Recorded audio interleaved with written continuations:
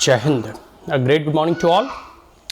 IS Missing. Welcome all of you in Chanakya IS YouTube channel. My dear friend and my dear student. A great good morning to all. चलिए आज हम इस video में मुख्यतः UPSC civil services 9088 political science optional subject का एक question को समझने का प्रयास करेंगे, जानने का प्रयास करेंगे। ठीक है, क्योंकि हम इसमें लगातार एक सीरीज में हम प्रीवियस ईयर क्वेश्चन पेपर को देख रहे हैं, पढ़ रहे हैं और यह जानने का प्रयास कर रहे हैं कि आखिर यूपीएससी के द्वारा, आयोग के द्वारा किस प्रकार के प्रश्न जो है एग्जामिनेशन में पूछे जाते हैं। ठीक है, तो याद रखिए पॉलिटिकल साइंस ऑप्शनल सब्जेक्ट। ठीक है, यूपीएससी सिविल सर्विसेज 9088 बहुत ही पुराना क्वेश्चन है, बट स्टिल मैं बार बार कहता हूँ सेम क्वेश्चन रिपीट नहीं होते हैं, but concept will be going to repeat once again. ठीक है, कॉन्सेप्ट हमेशा रिपीट होता है। ठीक है, और ये क्वेश्चन नंबर पेपर 1 का क्वेश्चन, सेक्शन ए का क्वेश्चन नंबर 1 है। और आपको पता ही है क्वेश्चन नंबर 1 और क्वेश्चन नंबर 5 कंपलसरी होता है, और मुख्यतः क्वेश्चन नंबर जो 1 होता है ना वो स्टेटमेंट बेस्ड क्वेश्चन होते हैं। ठीक है, बीच बीच में जो है आपको इसका ट्रेंड आगे बदलता भी है, वो आगे हम देखेंगे, लेकिन यहाँ पर हम जो क्वेश्चन पढ़ने जा रहे हैं वो स्टेटमेंट बेस्ड जो है क्वेश्चन है। देखिए, हमें आप पढ़कर जो है समझने का प्रयास करें। क्वेश्चन नंबर 1 है कि comment on any 3 of the following, ठीक है, इन अबाउट 200 वर्ड्स इच। हमें जो है इन प्रश्नों के उत्तर जो है 200 शब्दों में देना है। 4 प्रश्न हैं क्वेश्चन नंबर 1 के अंतर्गत, A B C and D 4 प्रश्न पूछे गए हैं। इन चारों प्रश्नों में हमें जो है मुख्यतः 3 प्रश्नों के उत्तर देने हैं। पहला क्वेश्चन है क्वेश्चन नंबर 1A कि the law is a reason unaffected by desire. जो कानून है ना, यह एक प्रकार का रीजन है, तर्क होता है, जो कि व्यक्ति की डिजायर होता है ना, जो उसकी महत्वाकांक्षा होता है, इच्छा होता है, उससे वो परे होता है। ठीक, उससे वो उस पर कोई प्रभाव उसके ऊपर नहीं पड़ता। किसके ऊपर नहीं पड़ता? कानून के ऊपर, लॉ के ऊपर। यह कथन है एरिस्टोटल का। ठीक है, इस क्वेश्चन को हम एक बार और पढ़ लेते हैं कि the law is a reason unaffected by desire. The law is a reason unaffected by desire. जो कानून होता है वो तर्क के आधार पे होता है, और वह किसी भी व्यक्ति की अपनी निजी इच्छा या महत्वाकांक्षा या डिजायर से परे होता है, या उससे प्रभावित नहीं होता और प्रभावित होता है। ठीक है, क्वेश्चन नंबर 1A क्लियर हो गया।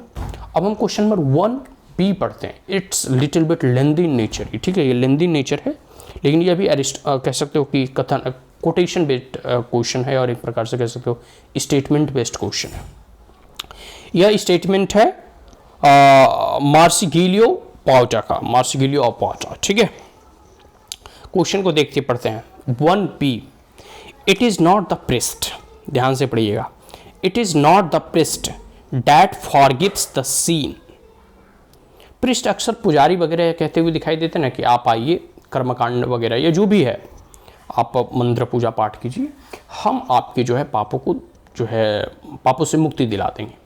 तो इसमें यह कथन में कहा जा रहा है कि वो पुजारी नहीं है जो आपको पापों से मुक्ति दिला सकता है। It is not the priest that forgive the sin and remit the penalty to the sinner. और रिमिट मतलब होता है कि छोड़ना, छुड़वा देना।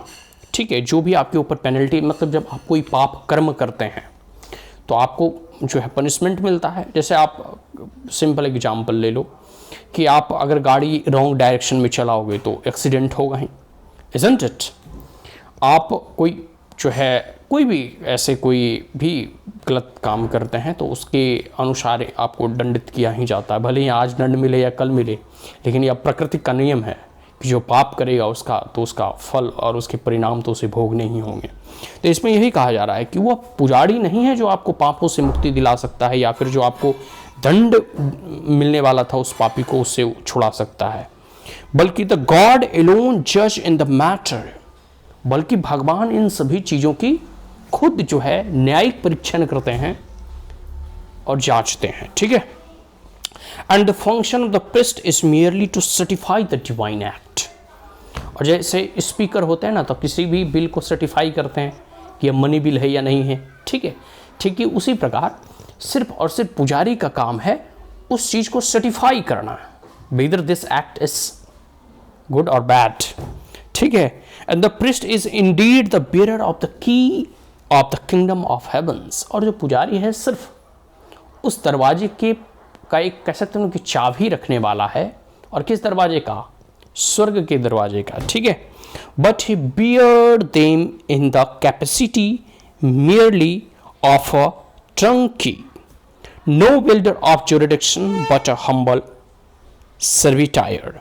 देखो, अब इसमें कहा जा रहा है कि मुख्यतः जो पुजारी है वह उस चीज का बल्कि एक मालिक नहीं है बल्कि उसका दास है। यहाँ मुख्यतः कहा जा रहा है भगवान से संबंधित, या कह सकते हो कोटेशन। अब देखो, राजनीति शास्त्र में इसके क्या तात्पर्य हो सकते हैं, ठीक है। आप इसे स्टेट पे अप्लाई कर सकते हो, किंग के ऊपर अप्लाई कर सकते हो कि जैसे एक राजा है तो राजा अपने आप में जो है सर्वे सर्वा नहीं है, बल्कि वह भी अन्य कर्मचारियों की भांति एक कर्मचारी है, ठीक है, जो प्रजा का सेवक है। और अल्टीमेट जो अथॉरिटी है वो धर्म, इसलिए देखते हो अभी जो है नए संसद भवन का निर्माण हुआ, उसमें धर्मदंड की स्थापना की गई, सिंगूल की स्थापना की गई। उसमें यही कहा जा रहा है कि आप जैसे कोई जो स्पीकर होते हैं, स्पीकर के नीचे सारे सभा सदन जो है कह सकते हो कि बैठते हैं, अपनी बातों को रखते हैं। तो स्पीकर और उस चेयर के ऊपर, उस आसन के ऊपर भी एक आसन है, वह है धर्मदंड की। मतलब राजा अपनी प्रजा की देखभाल करता है, निगरानी करता है, और कोई गलत कार्य करता है तो राजा उसे दंडित करता है। लेकिन अगर राजा अपने पथ से भ्रष्ट हो जाए तो उसे भी दंडित करने वाला वो धर्मदंड होता है, ठीक है। तो इसी को सिंगूल की स्थापना जैसे अभी संसद भवन में हुआ, नए संसद भवन में, ठीक है, यही बातें इसमें कही जा रही। तो राजनीति में चीज़ों को समझने और उसके कई एक आयाम होते हैं, समझने के अपने अपने पर्सपेक्टिव होते हैं। तो आप इसे जो है स्टेट के ऊपर लागू करके, और इस स्टेटमेंट मॉर्सिगिलियो पाओजा के यह कथन है, ठीक है। आप इनको पहले ना माइन्यूटली 2-3 बार पढ़ो। इसको जब आप पढ़ोगे ना तब आपको यह जो है पूरी की पूरी चीज़ें समझ में आएगी, क्योंकि यह थोड़ा लेंदी लग रहा है, लेकिन हाँ थोड़ा जटिल भी है, कॉम्प्लेक्स भी है। और हमेशा जो भी कथन दिए जाते हैं ना उसके कई एक मायने होते हैं। तो आप इसे अपने तरीके से इस पर कमेंट कर सकते हो, इसका इंटरप्रिटेशन कर सकते हो। Is that clear? इस क्वेश्चन को मैं एक बार फिर पढ़ देता हूँ कि it is not the priest that forgives the sin and remit the penalty of the sinner, ठीक है। God alone judge in these matters and the function of the priest is merely to certify the function of the divine act, ठीक है। इसके आगे है कि the priest is indeed the bearer of the keys of the kingdom of heavens, but he bear them in the capacity merely of a trunky, no wielders of jurisdiction but a humble servitor, ठीक है। मॉर्सिगिलियो of पाओजा, ठीक है, उनका ये कथन है। तो question number 1 का ए और बी हो गया। अब हम 1C समझने का प्रयास करते हैं, नेक्स्ट क्वेश्चन, ठीक है। यह कथन जो है नेक्स्ट क्वेश्चन जॉन लॉक का है, ठीक है। जॉन लॉक, देखिए इनका कथन क्या है कि wherever therefore any number of men so unite into one society as to quite everyone, ठीक है, his executive power of the law of nature and to resign it to the public, ठीक है, there and there only is a political or civil society। देखो अक्सर जो है ना आप देखोगे दिल्ली वगैरह में या फिर जहाँ भी अमेरिका वगैरह में तो ये सिविल सोसाइटी का अधिक प्रभाव है। भारत में भी ग्रामीण क्षेत्र में देखोगे तो अक्सर पंचायत वगैरह होती है, पंचायत सभा समिति होती है। लेकिन शहरों में यह देखा जाता है कि लोकल लेवल पर लोग सिविल सोसाइटी का निर्माण करते हैं, छोटे छोटे एनजीओ और हब का निर्माण करते हैं और उनके अपनी निजी हित होते हैं। इसको देखते हुए जॉन लॉक का यह कथन सिविल सोसाइटी से संबंधित है। अब देखो यह कथन एज इट इज भविष्य में रिपीट हो या ना हो, लेकिन सिविल सोसाइटी का कॉन्सेप्ट अपने आप में महत्वपूर्ण है। आप जब भी जॉन लॉक को पढ़ो तो इनकी सिविल सोसाइटी के ऊपर दिए गए विचारों का अध्ययन जरूर करो। हो सकता है भविष्य में यही क्वेश्चन घुमा फिरा कर पूछ दिया जाए, ठीक है। तो इस क्वेश्चन को ध्यान से यहाँ पढ़ो फिर से कि whenever therefore any number of main unite, जब भी कभी कई लोग जो है एकत्रित होते हैं, एकजुट होते हैं, तो सिविल सोसाइटी एक छोटे मोटे स्तर पर जो है कह सकते हो कि लोगों का एक संगठन होता है, एक कह सकते हैं यूनिटी होती है और लोग यूनाइट होते हैं, ठीक है, एक सोसाइटी के रूप में। अब देखते हो कि लोग जो है एनजीओ के तौर पर भी, सोसाइटी के तौर पे भी जो है अपने आप को रजिस्टर्ड करवाते हैं। तो छोटी छोटी अनगिनत ऐसी संस्थाएं जो है कार्य कर रही होती है, ठीक है। अब जैसे देखो यहाँ कहा जाए कि the power of law of nature, जो प्रकृति के पावर्स हैं, ठीक है, and to resign it to the people, वो लोगों के पास निहित हैं, ठीक है, there and there only is a political और सिविल सोसाइटी, और वहाँ सिर्फ एक प्रकार का सिविल सोसाइटी है। तो ये कथन जॉन लॉक के द्वारा कहा गया है। आशा करता हूँ यह क्वेश्चन को आपको समझ में आ गया होगा और आपको इसके ऊपर कमेंट करने हैं 200 शब्दों में, ठीक है। अब हम क्वेश्चन नंबर 1D पढ़ने का प्रयास करते हैं कि 1D में क्या पूछा गया है, ठीक है। Be must go among all classes of the population, हमें जो है पॉपुलेशन के विभिन्न जो क्लासेस हैं, जो वर्ग हैं, उससे होकर गुजरना चाहिए। As theoreticians, as propagandist, as agitator and as organizers, ठीक है। यह लेनिन का कथन है।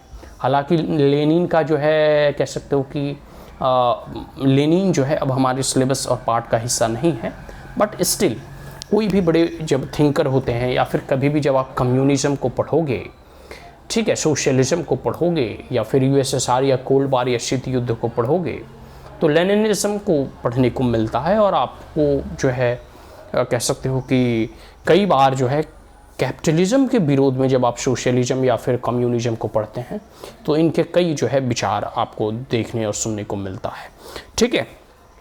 तो ये लेनिन का कथन है। इस कथन के माध्यम से लेनिन यह कहना चाह रहे हैं कि वी मस्ट गो, हमें सभी वर्गों से होकर गुजरना मतलब होगा।